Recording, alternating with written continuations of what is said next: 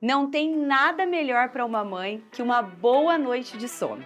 E quando seu filho dorme bem, toda a família descansa melhor. O travesseiro da Snow Kids foi desenvolvido para proporcionar noites mais tranquilas de sono para os nossos pequenos, acompanhando cada fase do seu desenvolvimento. Ele vem nessa bag super prática que você pode transportar com facilidade para onde quiser. E você pode ajustar a altura dele, proporcionando mais conforto. E o melhor, seguidor Mãe Fases tem desconto exclusivo em todo o site. Use o cupom Mãe Fases e aproveite, porque dormir bem faz os dias serem muito mais felizes. E aproveitando, se você ainda não se inscreveu no nosso canal, corre lá se inscrever. Isso nos ajuda a trazer mais conteúdo de qualidade para vocês. E segue também nas redes sociais para não perder nenhuma fase desse universo da criação.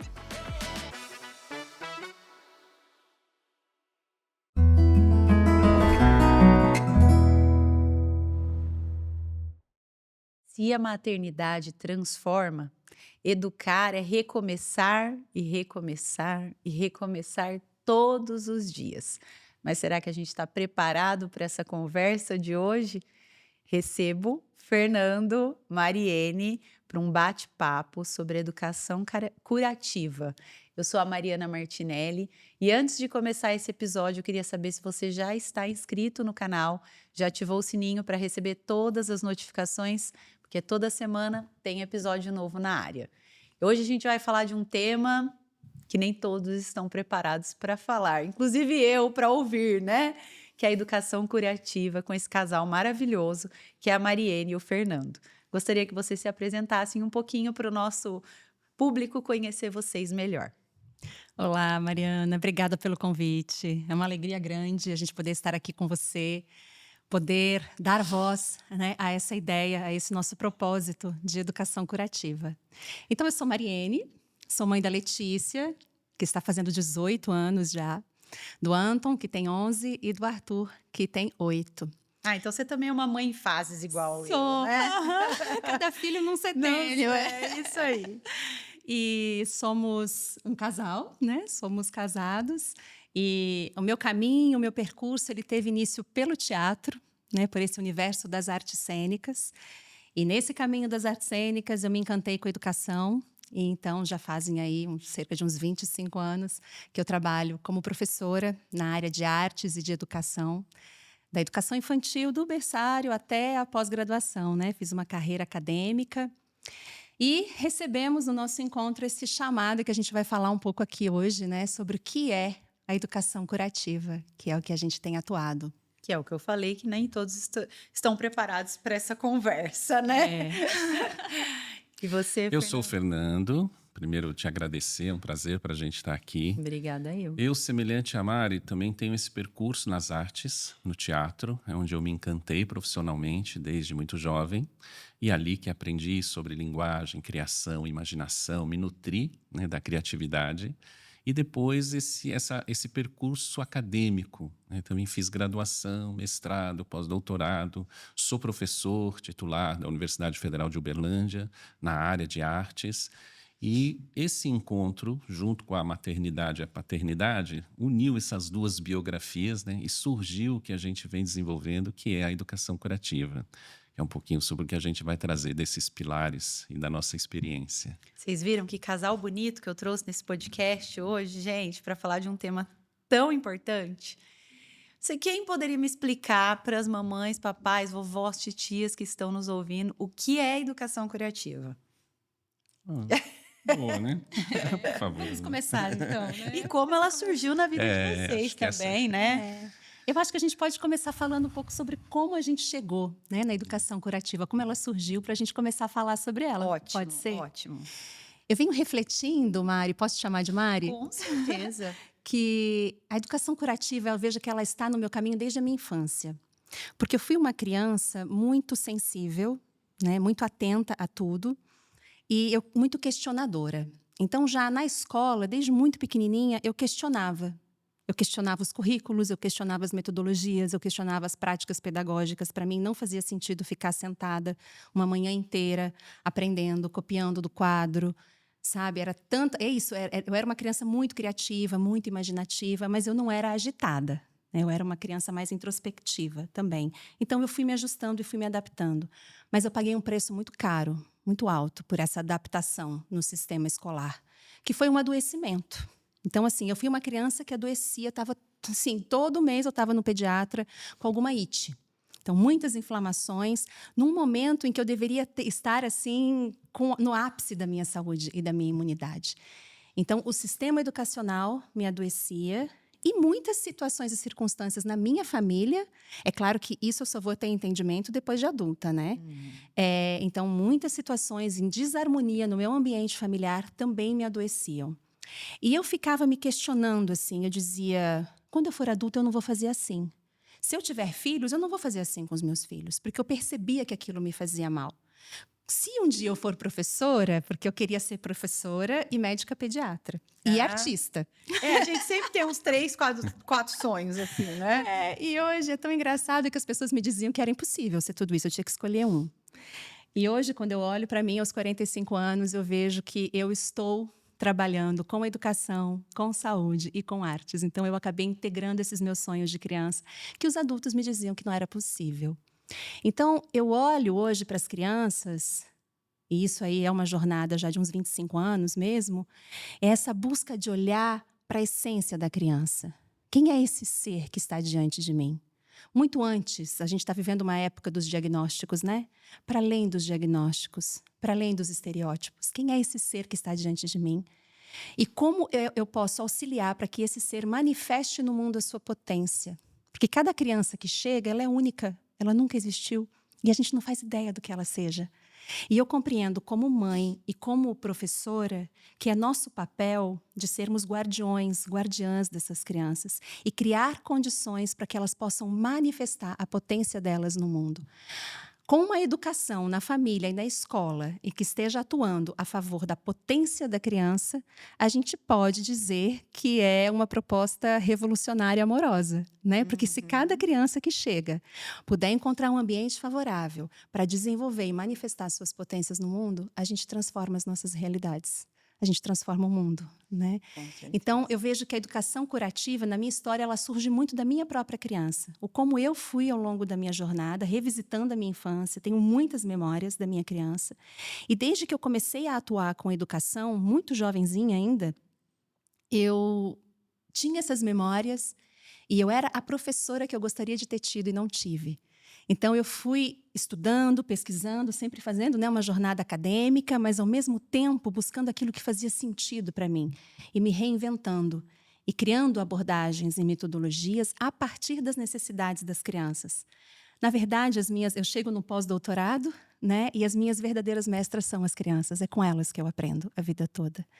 E depois, mais para frente, quando eu me torno mãe, os meus filhos e a minha filha também são meus grandes mestres. E aí, a gente, quando se encontra, né, a gente potencializa. Fernando vai falar um pouquinho de como a educação curativa chega na vida dele. E aí chega um momento em que a gente se encontra enquanto profissionais e enquanto um casal constitui uma família e a gente potencializa esse encontro e a gente acaba transbordando isso. E hoje o que a gente quer é contribuir com outras famílias que estejam nessa busca. Por isso que você colocou bem, né? Não é todo mundo que está preparado, porque precisa fazer um caminho de autotransformação, de autoconhecimento, de autoeducação.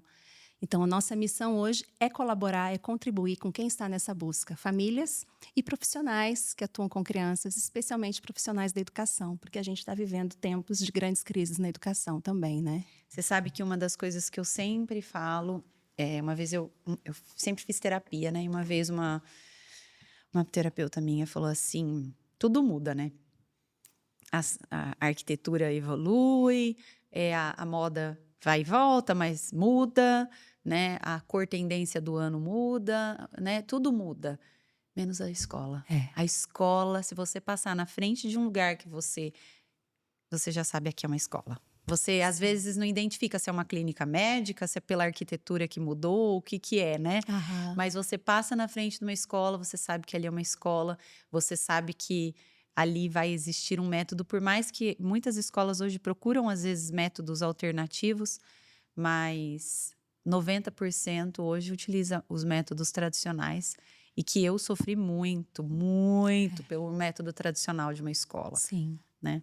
E se E- a gente, desculpa, se a Não. gente voltasse no tempo, pegando esse teu gancho, se a gente voltasse no tempo, vamos voltar 100, 150 anos no tempo e entrasse numa sala de aula, não seria diferente da sala de aula de hoje. As relações com o conhecimento, com a informação, não são diferentes.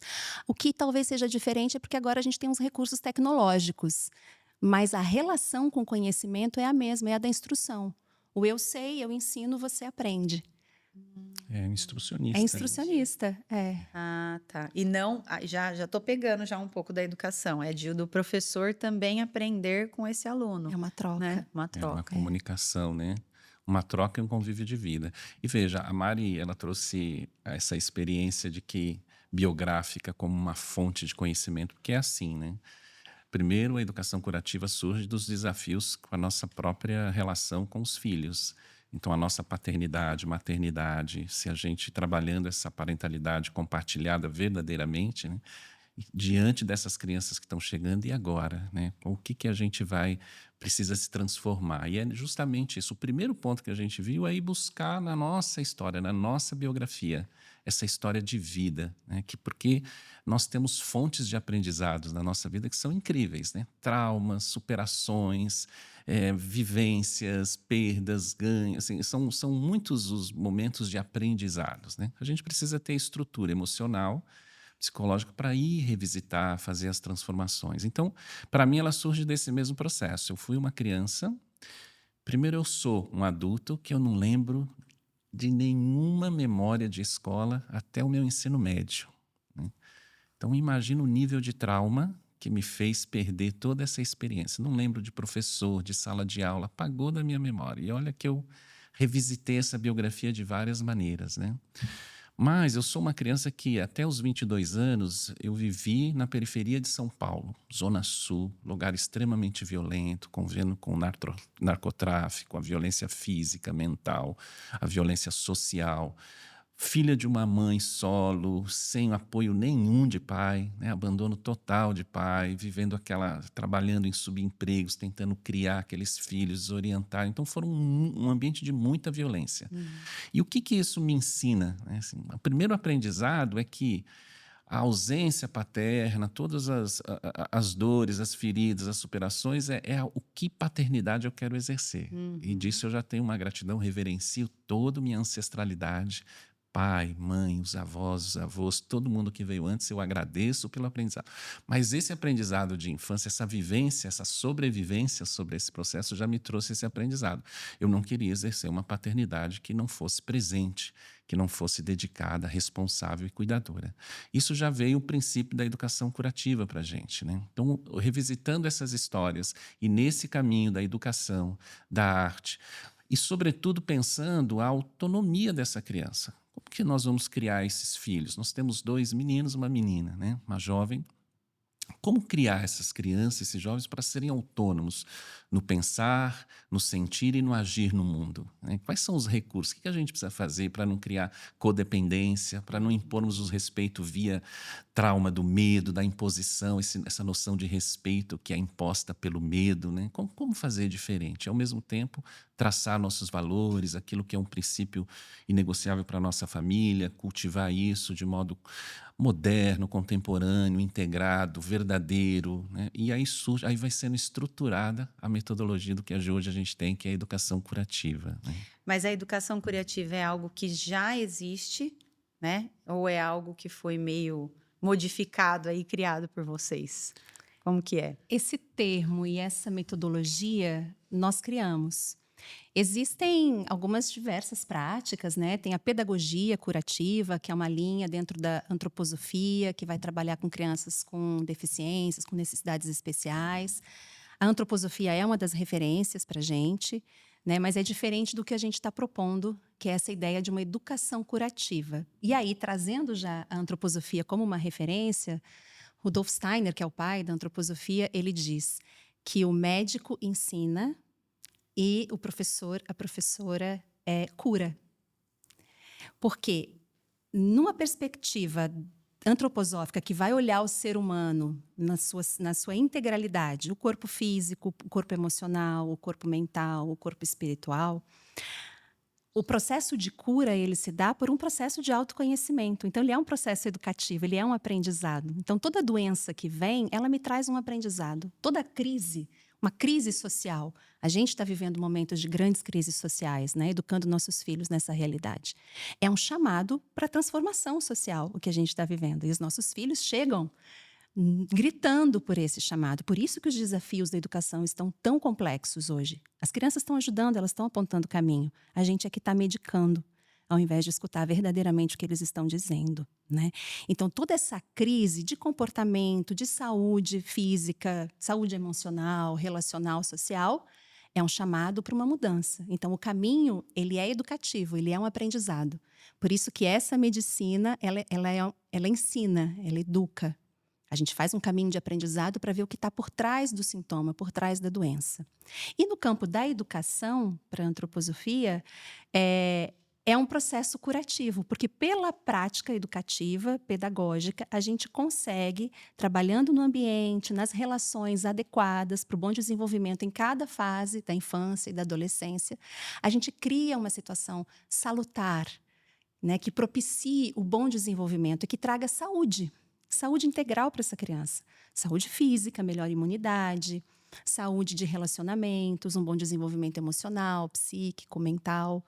Né? Então, é essa relação entre a saúde e a educação. Por isso que é uma educação curativa. E o que a gente traz, que eu percebo assim, de inovação nesse processo, é justamente essa nossa jornada artística. Né, que são essas décadas de dedicação às linguagens artísticas e especialmente as linguagens artísticas voltadas para a infância e para a juventude. Né?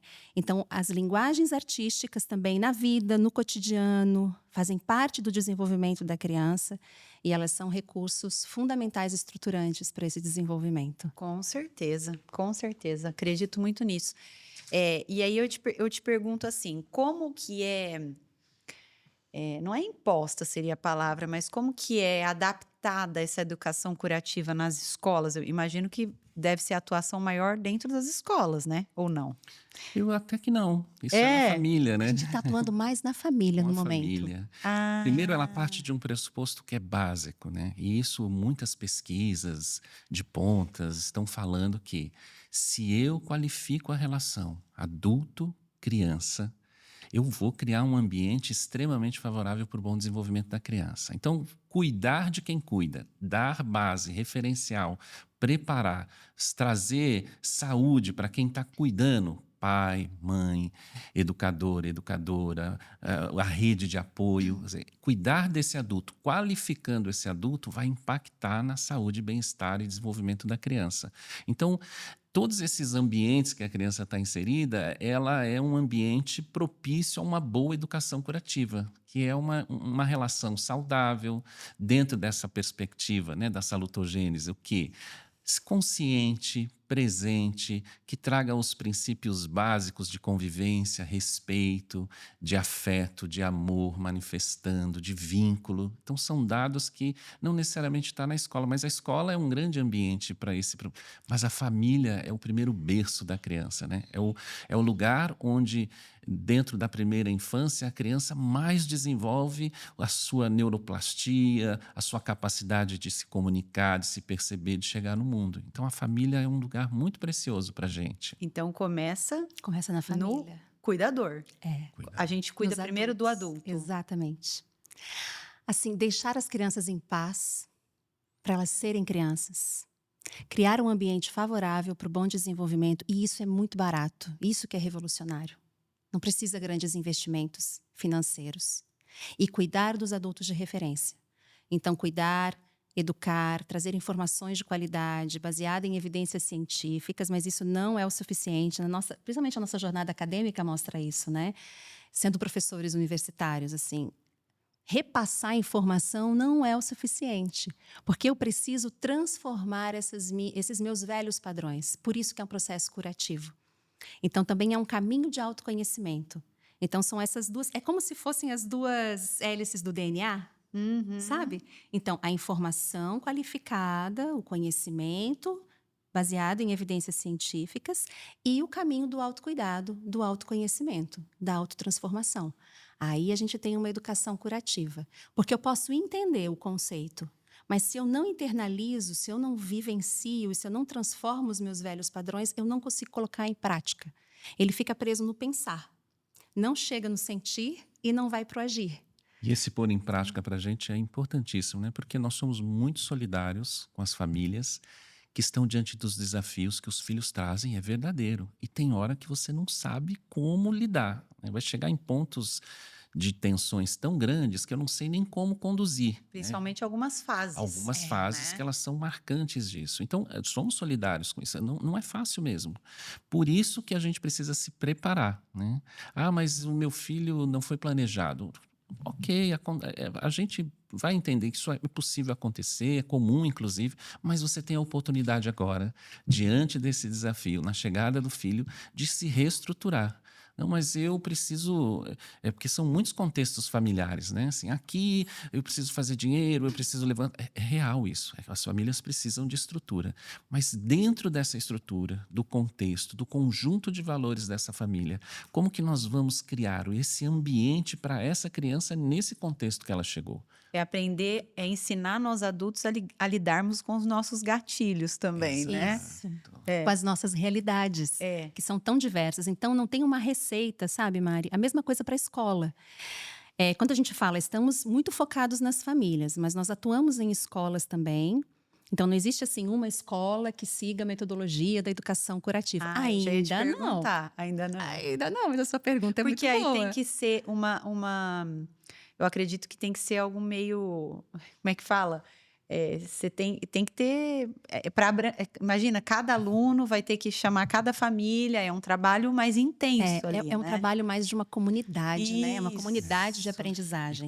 Esse é o caminho. Todos os integrantes E que dessa. a gente tá bem longe disso, né? Não sei, mas. Existem algumas experiências no mundo e no Brasil, assim, muito Eu ia falar, os felizes. países mais desenvolvidos Mas no Brasil também, é que não se fala muito sobre, né? E são experiências pequenas comunidades, às vezes ainda não estão regulamentadas como ensino formal, porque é muito difícil estruturar, regulamentar, mas tem muitos projetos, assim, sabe, de comunidades de aprendizagem.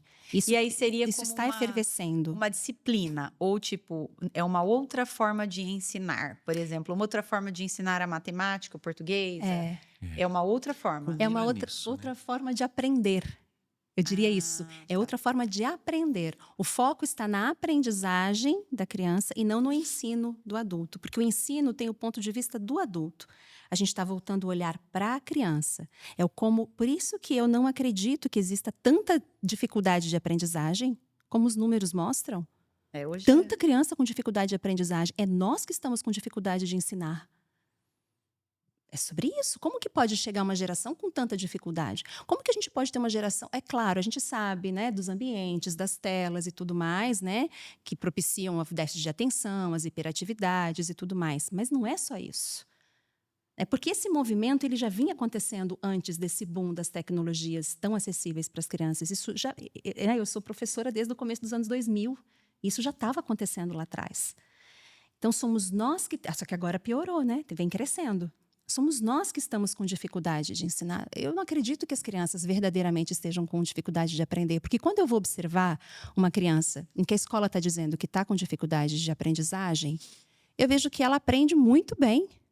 O que está na rotina dela, o que está na vida dela, o que faz sentido para ela, ela aprende com muita facilidade. A questão é o como nós estamos ensinando. A questão é que elas não estão sendo vistas.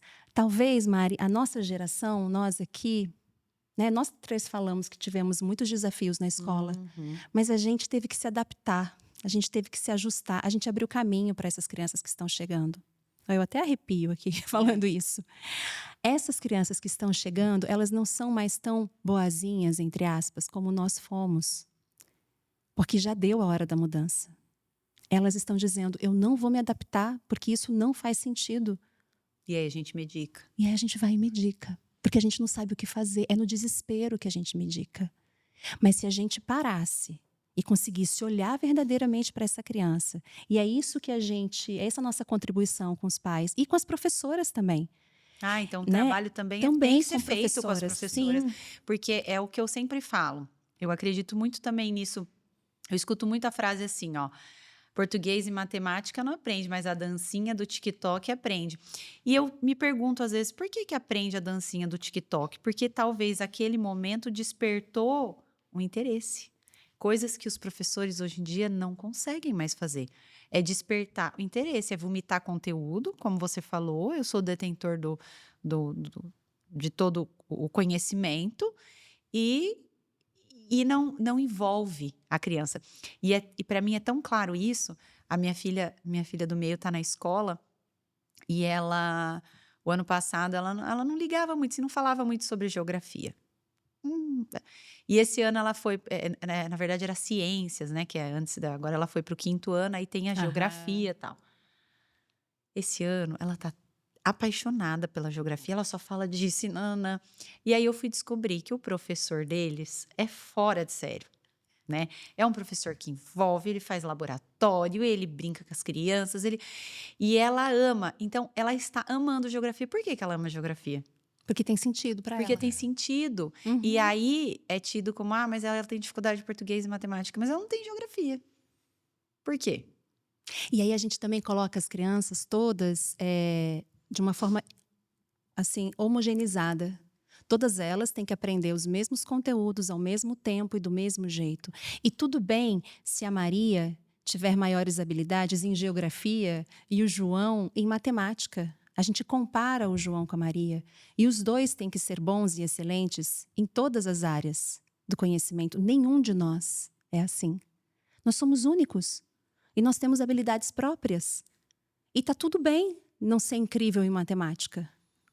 Tá tudo certo. Você vai entrar em contato com a matemática, é importante na sua vida, para o seu desenvolvimento, para os seus aprendizados, mas você não precisa ser excelente em matemática. E aí a gente estigmatiza a criança. E aí ela passa a acreditar que ela tem dificuldade de aprendizado, que ela tem problemas de desenvolvimento. E aí todo aquele potencial que estava ali latente, porque as crianças são isso, elas são a sementinha com todo um potencial incrível, invisível ainda. Mas é possível perceber, tem que ter olhos para ver. O potencial está ali. Se a gente conseguir encontrar a terra fértil, né, a água potável, a condição de clima adequado, de luz, né, de ar, essa semente vai brotar e vai florescer. As crianças são assim. Só que se a terra não for fértil, se não tiver uma boa água, um bom ambiente, um bom clima, ela não vai germinar. E é isso que me preocupa, assim, é isso que foi a urgência. Né? Porque as crianças, elas estão adoecendo, elas estão tendo depressão na infância. Autoextermínio, automutilação. Quando a gente começou a ver isso chegando assim na universidade, turmas inteiras de jovens com 18 anos, medicados. Eu tenho 2 casos de crianças conhecidas minhas, de 8, 9 anos, com depressão e ansiedade. Elas estão gritando, não é? Elas estão pedindo socorro. Um dado que você trouxe aí do exemplo do professor de geografia, que é uma base do nosso trabalho e que nós, adultos, estamos com muita dificuldade, é porque esse professor se vinculou com esses jovens, né?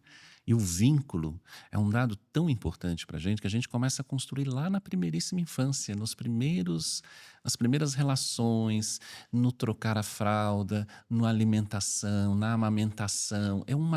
Um dos bases de sustentação de toda a relação que vai para o desenvolvimento das fases posteriores é o vínculo, é ter um vínculo profundo e verdadeiro com a minha criança. A gente fala muito, né? A gente ama incondicionalmente nossas crianças, mas a gente tem dificuldade de manifestar esse amor. E às vezes até por amor comete pequenas violências, né? No sentido de colocar uma ausência, de trocar o que já falamos aí muitos, né? A presença pelo presente, a estrutura produtiva que não permite a família da convivência, que está sendo cada vez mais pelo modo de vida, sendo distanciado. Então, esse professor, ele fez uma coisa básica.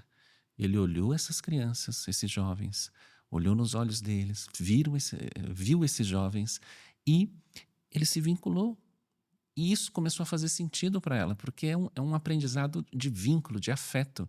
E aí todo o interesse dela já muda. E a capacidade de assimilar informação, desenvolver cognição, vai ser outro completamente.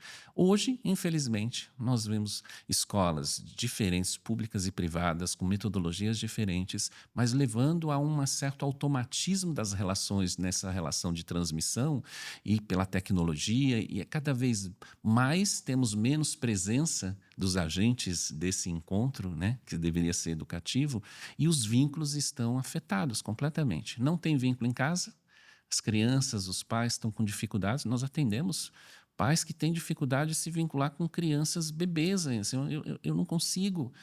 Recentemente, uma mãe desesperada falou assim, mas ele tem 3 anos, ele não me obedece, não consigo fazer ele escovar dente, ele comer. E aí a gente vai olhando esse ambiente, o modo como assim, falta vínculo. A criança precisa estar vinculada. Então, das bases que a gente estruturar é essa.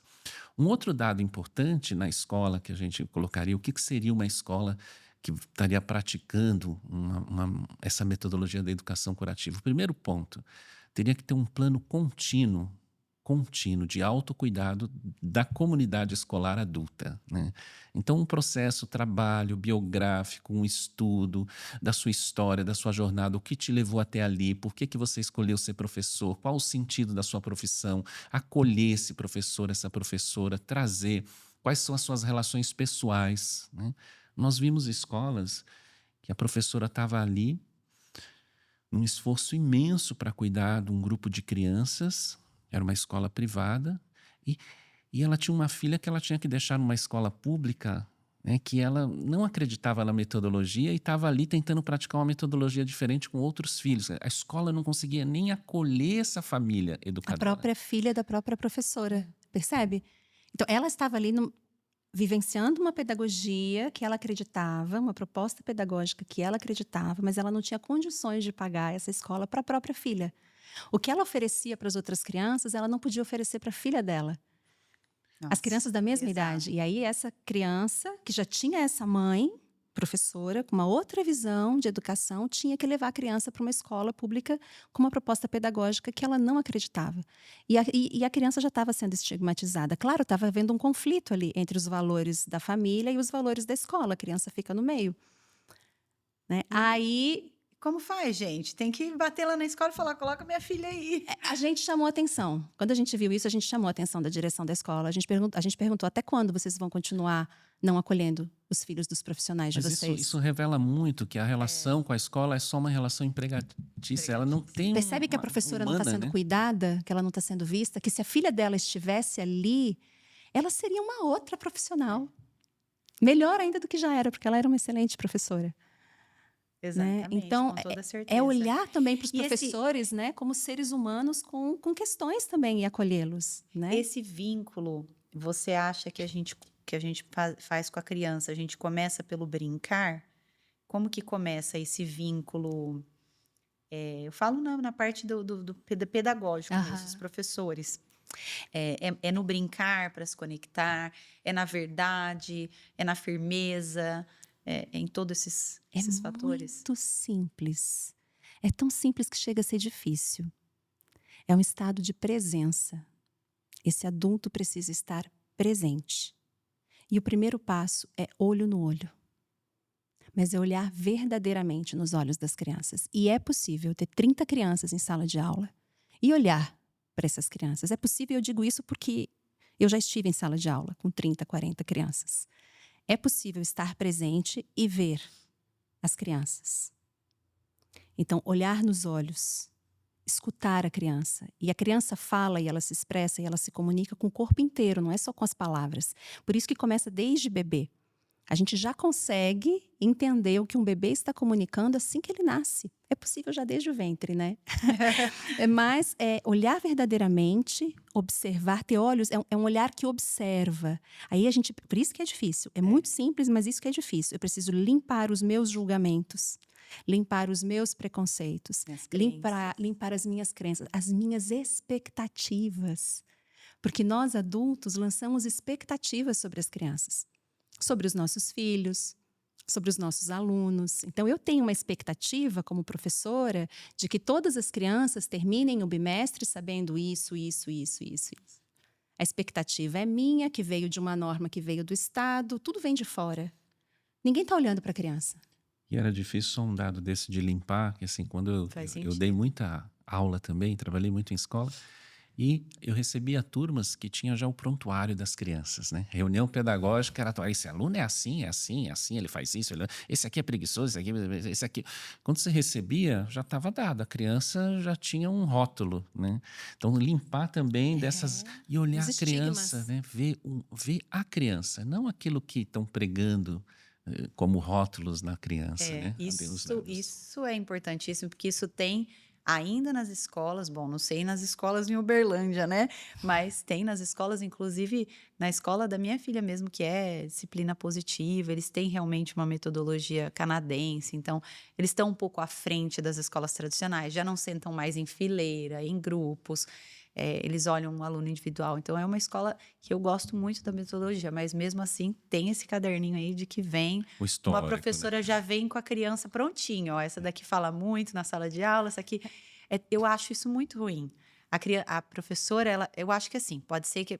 pode vir talvez uma coisa assim, olha, essa criança tem uma necessidade especial, ela tem uma alergia a isso, uma alergia àquilo, ela, né, tem alguma condição especial de... Aí tudo bem. Sim. Mas aquela coisa de essa criança fala muito, né? Essa criança conversa muito.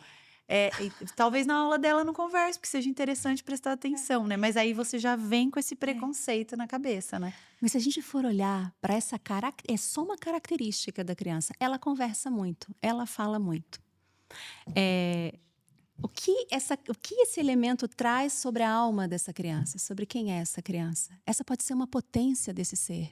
Ela pode se tornar uma grande comunicadora. Ela é alguém que tem a potência da comunicação. A minha mãe não aguentava. Ela falava, não aguento mais ser chamada na escola porque você fala demais. Eu virei o quê hoje, né? Luz, né? Mas percebe que isso foi podado? Imagina se não tivesse sido estigmatizado, se isso não fosse visto como algo ruim, fora dos padrões.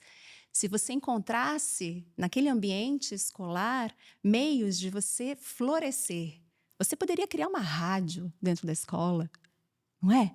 Tem um programa, projeto, um projeto inovador que vai comunicar o que os meninos que estão interessados lá em ciências. Já podia ter inventado o podcast lá no ensino fundamental, né? Percebe? Então, assim, tem aquele que gosta de ciências, está lá, mergulhado, estudando botânica.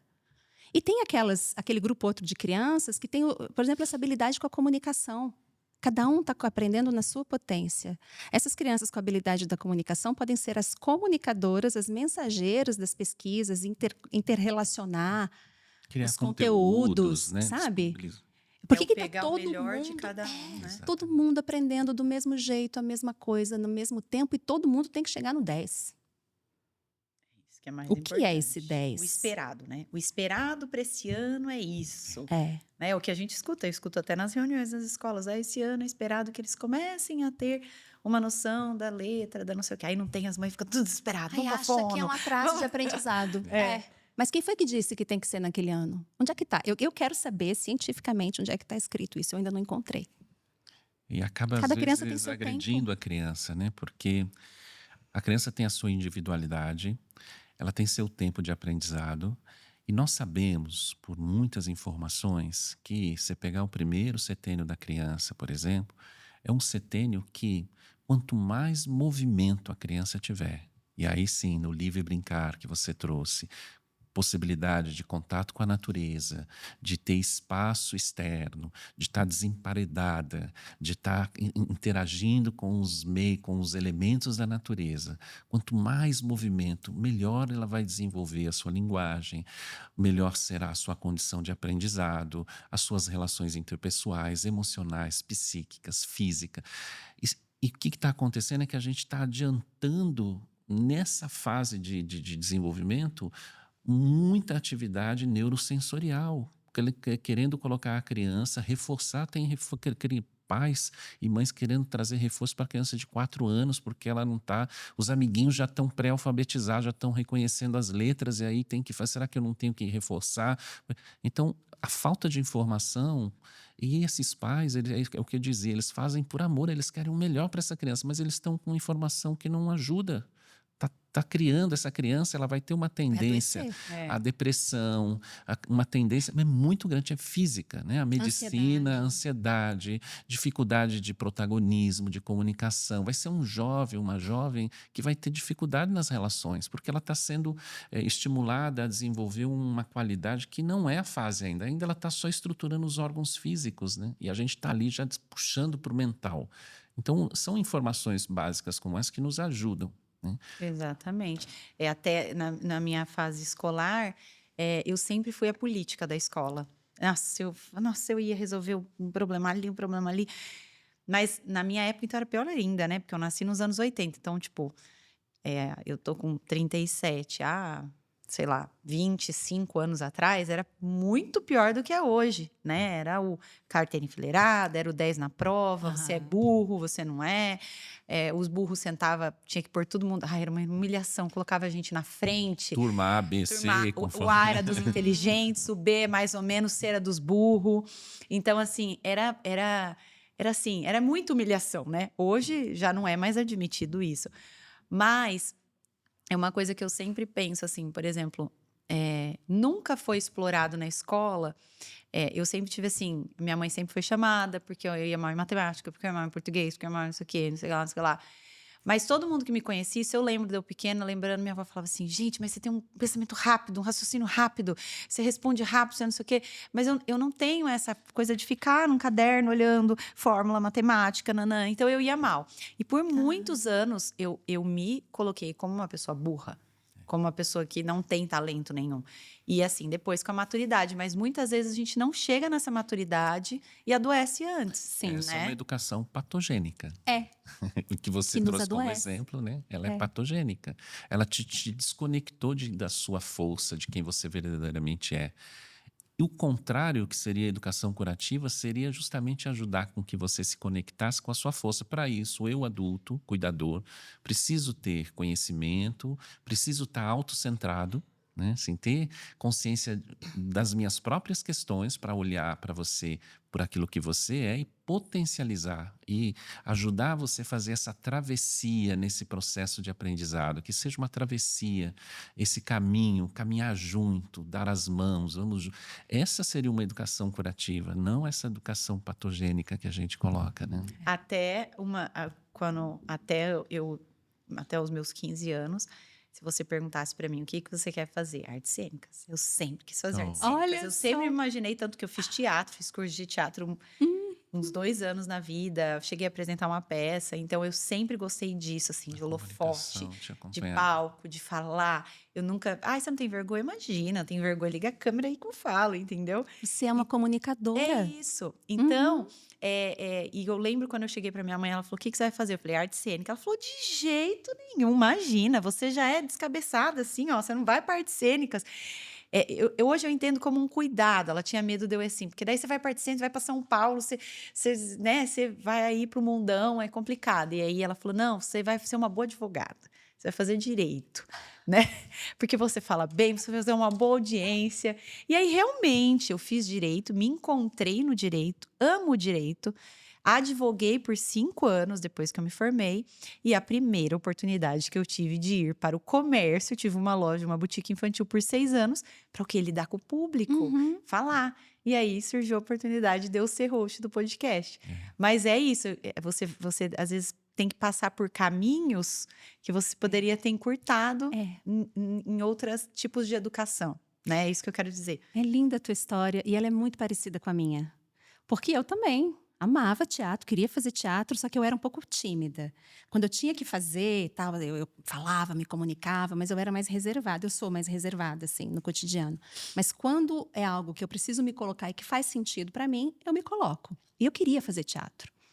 Quando eu disse para os meus pais, no ensino médio, que eu não ia fazer a medicina, que eu estava dizendo até então que eu ia fazer, para fazer teatro, os meus pais piraram. Né? Aquela menina inteligente, que gostava de estudar, embora eu sofresse, eu gostava de estudar. Então, eu estudava. Que vai fazer? A gente investiu tanto para fazer teatro. Minha filha. E meu pai queria que eu fizesse direito. E aí eu dizia para ele, pai, você quer que eu faça direito, mas não adianta, eu vou fazer o avesso. Não é para mim, eu vou ser triste. E aí eu saí de casa com 18 anos para fazer artes cênicas, para fazer faculdade de artes cênicas. E embora eu tenha conseguido bancar isso, eu sofri, eu adoeci.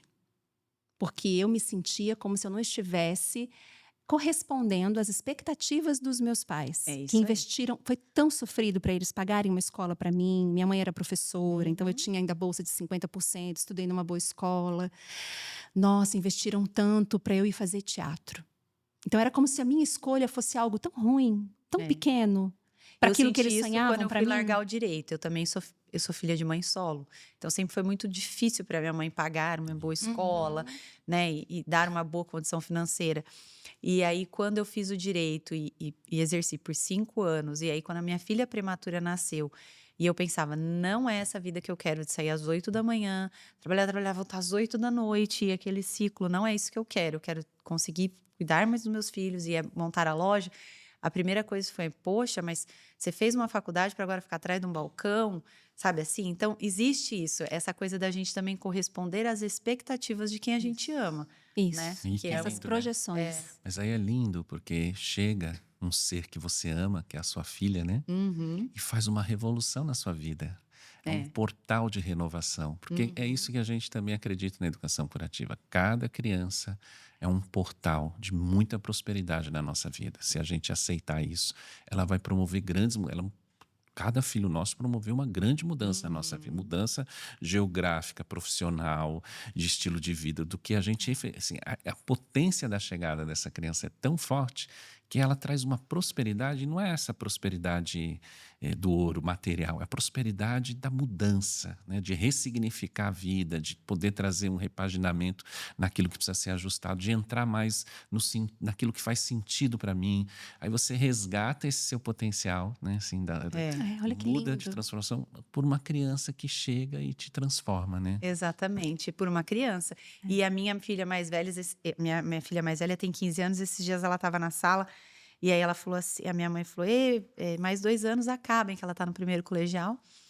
E você já decidiu o que você quer fazer? Vai ser a médica da vovó? Brincou assim, né? Aí ela falou assim, e ela quer realmente, por enquanto, quer medicina, né? Todo mundo quer medicina na hora. E aí, na hora, eu falei, ela vai ser o que ela quiser ser. E eu realmente apoio isso. Eu realmente, mãe, eu quero ser florista. Então, você vai ser florista. Eu sempre falo para ela que tenha consciência de tentar ser referência naquilo da sua profissão. Porque aquilo também, você também não pode, ninguém vive de ar, né?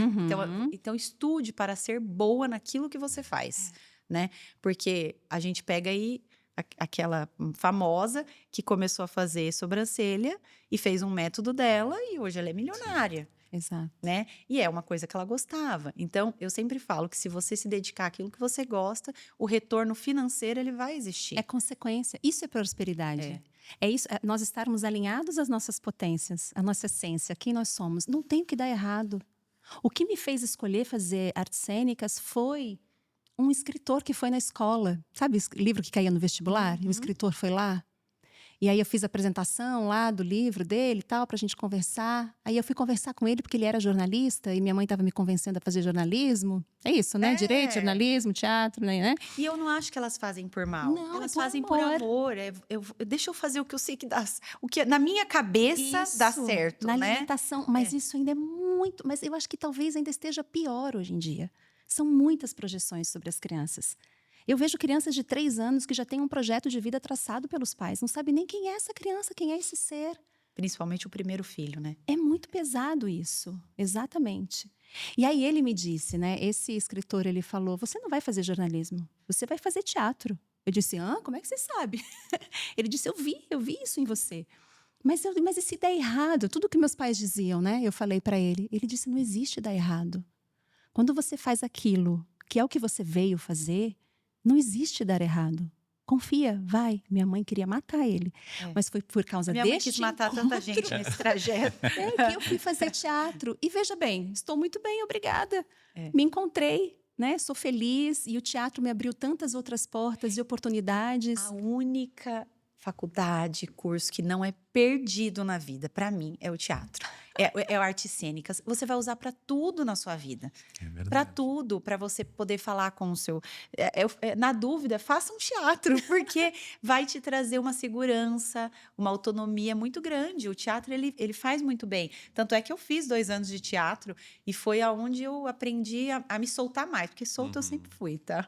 Nunca fui muito presa. Nós somos suspeitos porque nós fizemos isso, né? Mas, de fato, quando a gente está trabalhando com teatro, uma grande questão que o teatro nos promove, mais do que ganhar habilidade comunicacional, é você poder tomar consciência dos seus próprios recursos corporais, vocais, porque é muito comum eu ter uma identidade vocal que não é a minha exatamente. Ela está moldada por uma cultura, né? Eu posso ter uma potência vocal muito, um timbre, um tom médio que é diferente, mas eu moldei minha voz porque eu queria agradar, eu sou comportado, eu venho de uma cultura. Sempre disseram que falar alto para mim é falta de educação. Aí eu fico com aquela voz, passo a vida assim e não consigo me expressar. O teatro vai te ajudar a liberar esses bloqueios. Você já começa aqui, ó, Já solta. já andando. Corporalmente também, porque você vai preparar para estar num lugar de visibilidade.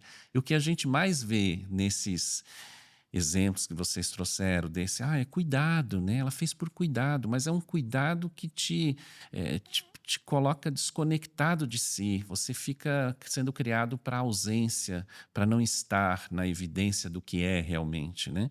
E o teatro vai te trazer para a evidência do que você é.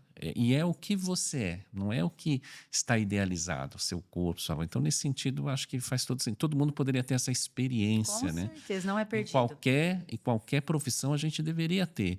A comunicação, porque a palavra... Venda. Vendedor. Você tem que vender tudo que você vai fazer. Todo mundo fala, despreza muito o emprego de vendedor. O vendedor, um bom vendedor, ele vende sem você ter o objeto na mão. Porque ele tem a capacidade de trazer as imagens, o convencimento, né? Assim, uma oralidade clara, precisa e que o outro compreende que é importante para ele, né? Não é ilusão. Ele não está vendendo ilusão, ele está vendendo verdade. E eu te dizer isso assim. Vende ilusão também. Mas aí é o sentido da profissão, né? Do caráter do profissional, né? Eu diria que a palavra, todo mundo para aprender a lidar com a palavra, porque a palavra tem esse poder, né? Ela pode curar alguém. Você está deprimido, uma palavra de afeto, de acolhimento. A Mari estava falando inicialmente do vínculo, ela falou do olhar, né? Certamente que a segunda frase que ela ia dizer seria a palavra, essa palavra que é tátil, porque quando eu falo, eu toco o seu corpo. E se eu ponho uma intenção afetuosa, respeitosa, uma intenção nesse falar de acolhimento, eu posso promover curas, né?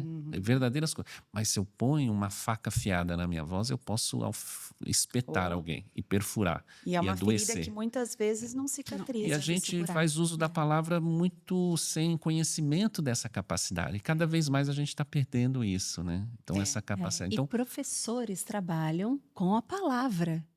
Né? E a gente não aprende nos cursos de licenciatura e de pedagogia a como, não é só o cuidado, né, com a técnica vocal para preservar a voz, né, e toda essa estrutura corporal, fonética. Tem isso que é fundamental, porque são muitas horas fazendo uso da palavra, mas tem o poder da palavra, a intenção da palavra, porque as crianças, elas captam muito mais a intenção da nossa palavra do que o sentido das nossas palavras. O significado, o significado dito, delas. Né? Totalmente. Então, nesse sentido, uma professora que tem a habilidade do olhar, de perceber, de sentir, que tem habilidades com o uso da palavra, ela é uma encantadora.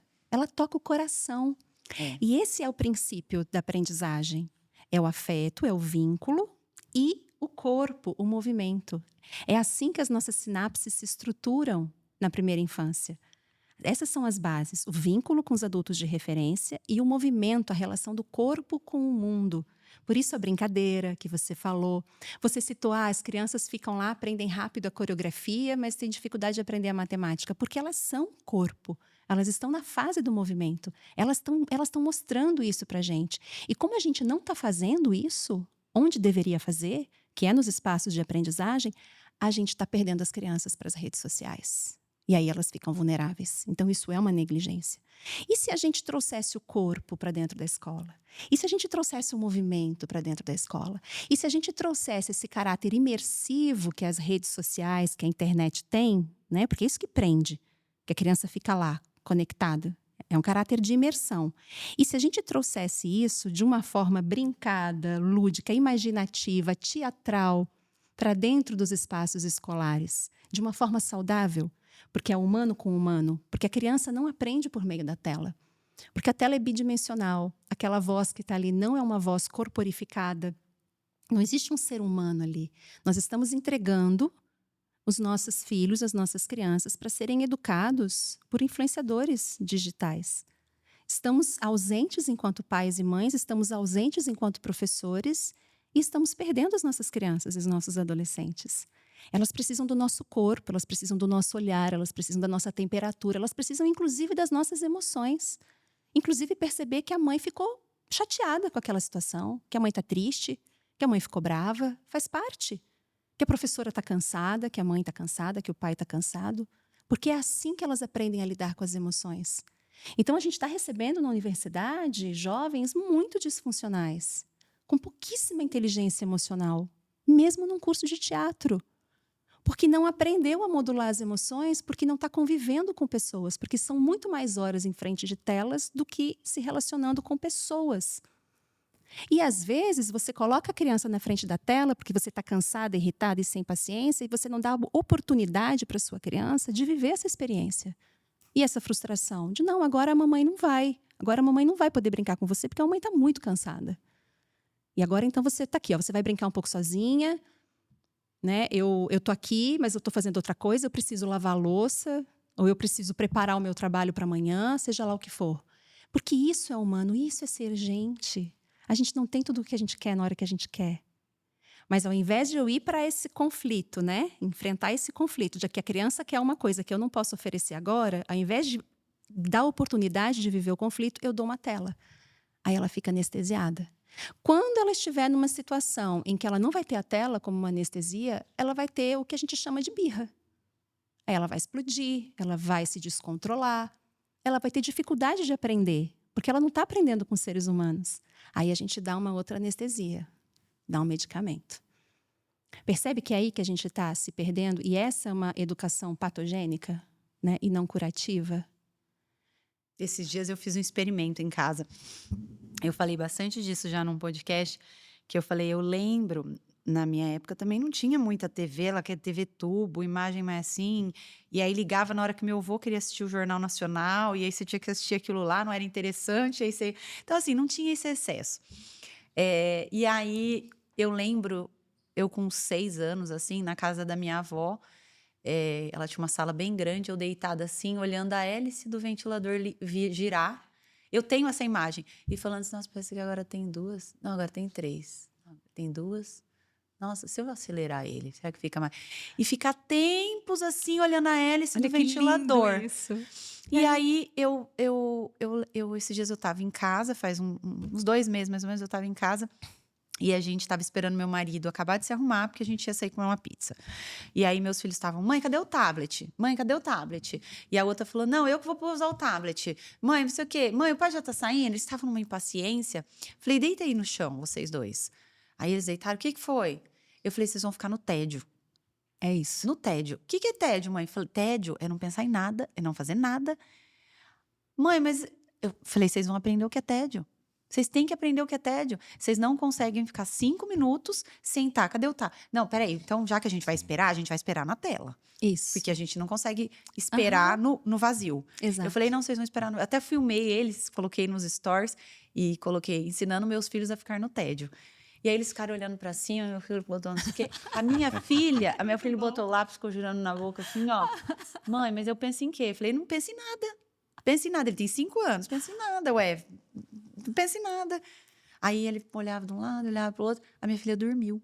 Olha só. Ela dormiu. Pegou no sono, assim. Aí, por quê? Entrou num nível de relaxamento. Já era umas 7h30 da noite, tal. Ela dormiu. E não tava escuro, nada. Sala, luz acesa, tal. E é isso, eu falo, a gente tem que ensinar um pouco as nossas crianças a ficar no tédio.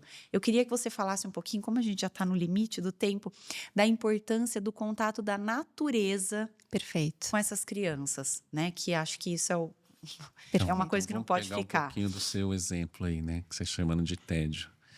A natureza, entre muitas que a gente pode rapidamente falar, ela nos dá a oportunidade da contemplação, né? Assim, poder contemplar o tempo, a passagem, contemplar a vida, o ciclo da semana, do dia, o ciclo das estações do ano, o ciclo lunar, os ciclos que a vida vai trazendo, o dia, a noite, a vigília, é contemplar esses ciclos, né? Ter espaço de conhecer os ciclos da vida, os ciclos vitais, aquilo que está interferindo na nossa vitalidade constantemente, né?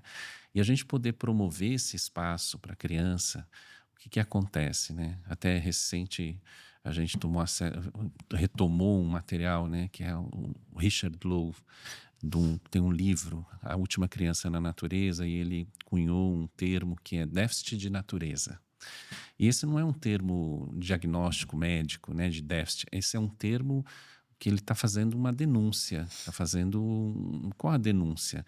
Cada vez mais o nosso modo de vida, o nosso modo de estruturação social, familiar, educacional está afastando as crianças da natureza, do convívio com a natureza. Cada vez mais o espaço urbano tem menos praça, parque, quintais, árvores. A gente está tirando a criança e está emparedando a criança, colocando a criança em caixas fechadas, espaços, não tem contato com o sol, baixa imunidade, ansiedade, depressão, falta de alegria, de vigor, de vitamina D, de Ômega 3, que de agora está na moda, tá né? tudo, Ômega 3 tudo para lá. todo mundo. Então, esse é um pouco o que a natureza para a gente é uma base fundamental, né? As estratégias que a gente tem que ir criando, né? Porque é fundamental a gente compreender que nós somos natureza.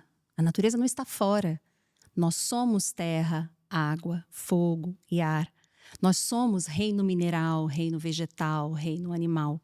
Nós não estamos separados da natureza, fomos nós que nos separamos da natureza. Ela permanece em nós. Então é esse resgate dessa natureza de dentro para fora e de fora para dentro.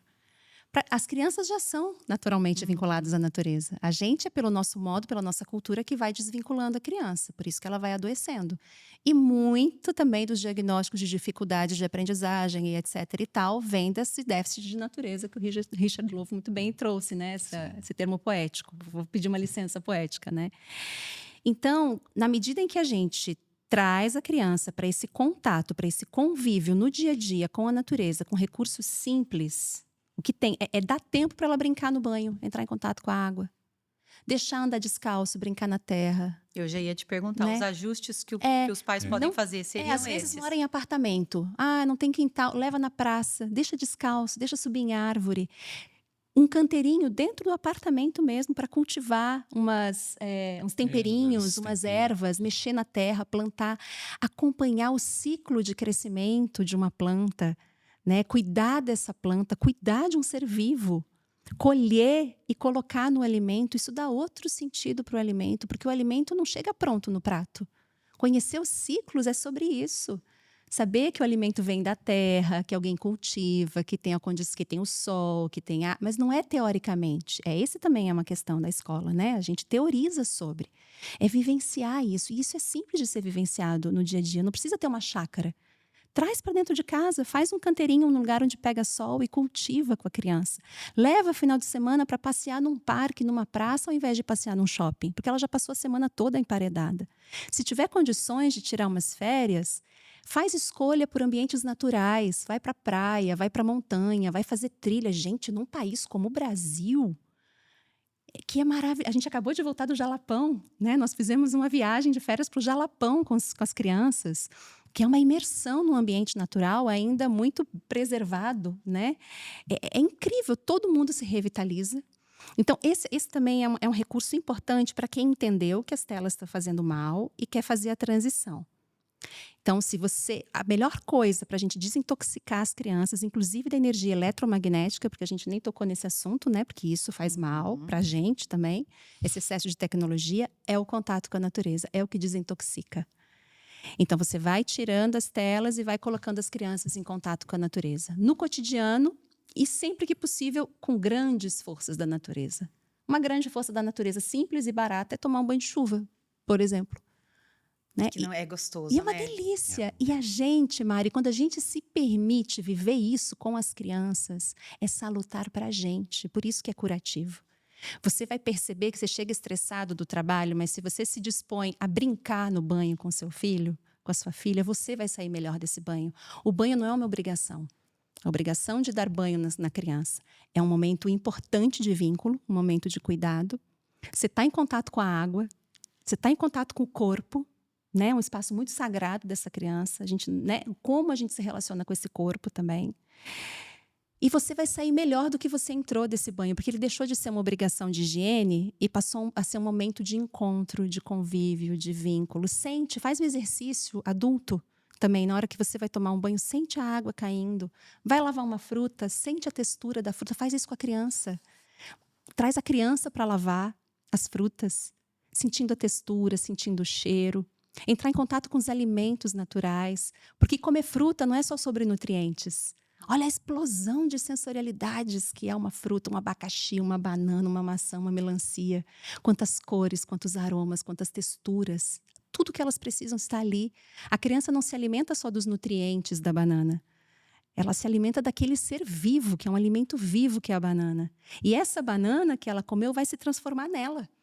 Então, se a gente dividir aqui uma banana, um pedacinho para cada um, a mesma banana que a gente comeu, em você vai virar Mariana, em mim vai virar Mariene, e nele vai virar Fernando. Porque se transforma nas nossas células. A gente vai fazer a digestão disso. Então, em pequenas atitudes do cotidiano, sabe? Contemplar as cores do prato.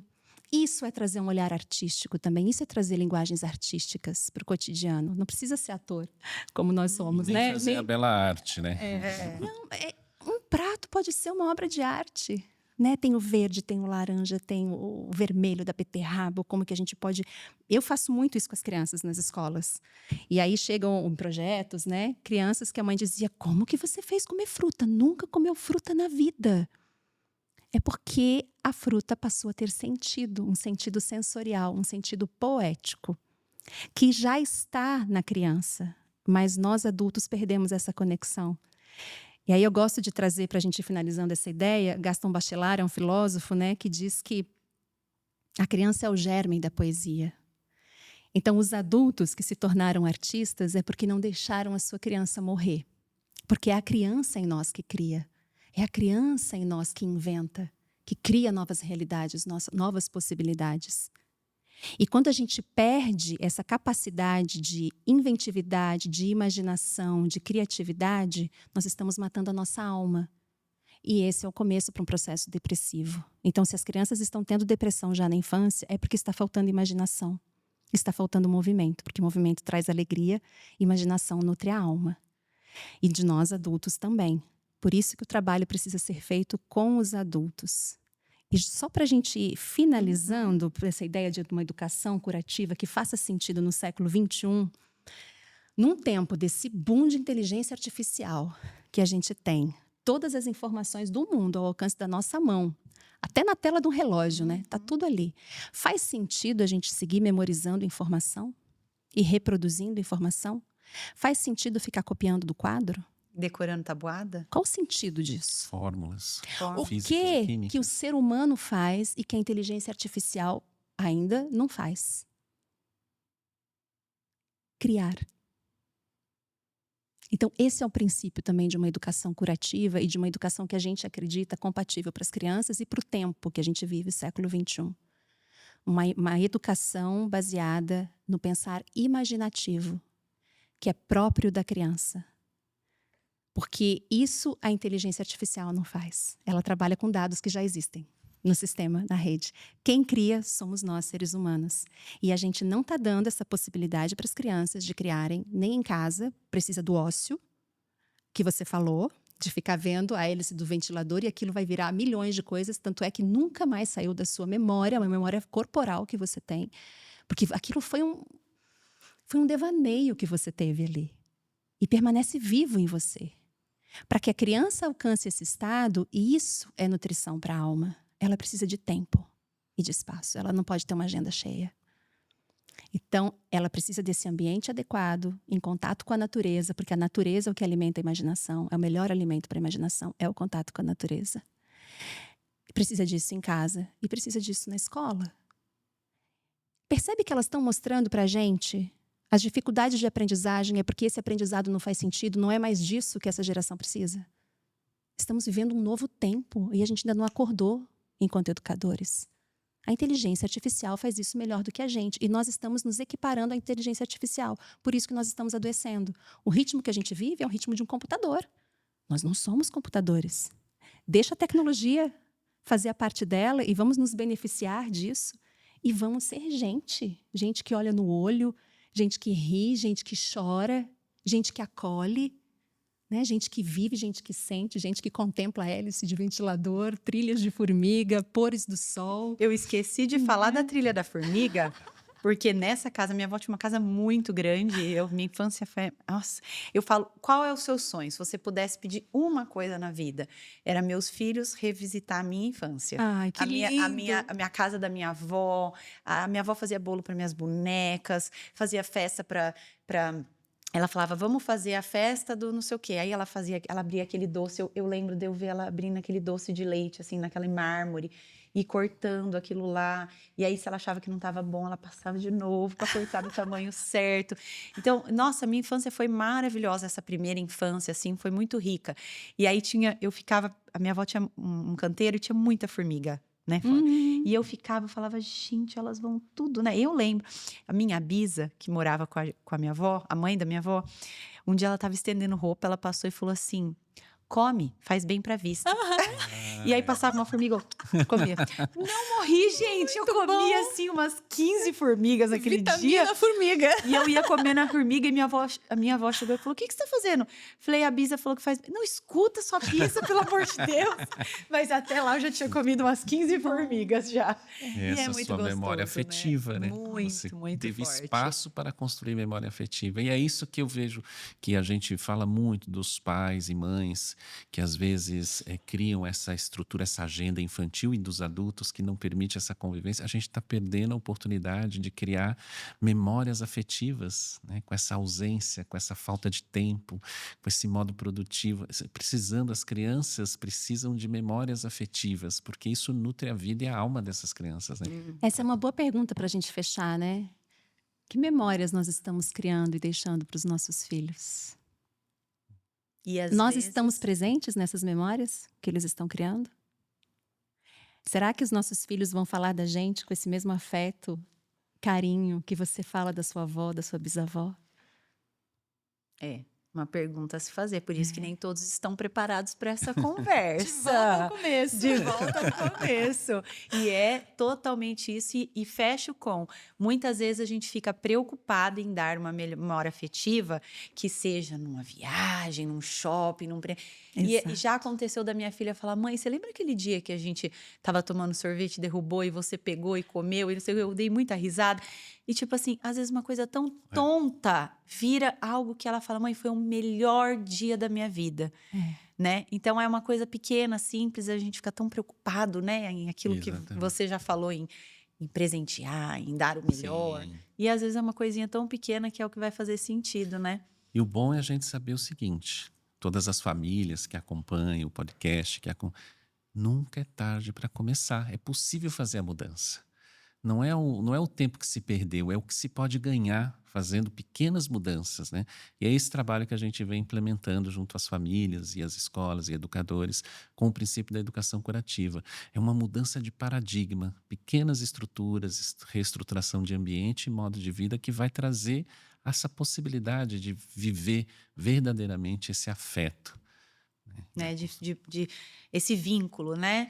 Então, já vou até falar que fica a dica que eu vou mandar o contato de vocês para a escola da minha filha, que eles vão ter que trazer vocês de qualquer jeito para cá de novo, para que mais pais escutem vocês, né? E que a gente consiga desacelerar e dar um olhar diferente para essas crianças. Mas eu creio que a gente está em tempos de mudança. Por mais que a gente está na crise, está todo mundo no limite. Tá Sim. todo mundo chegando no limite. E esse limite traz algo que começou na pandemia para mim. Sim. Esse limite começou a encher na pandemia. Uhum. E agora tá todo mundo bem cansado. A gente tá num começo de IA ainda. A gente não tá Exato. nem no que ela, mais ou menos do que ela vai ser, Uhum. né? É um comecinho, o ChatGPT que tá todo mundo apaixonado.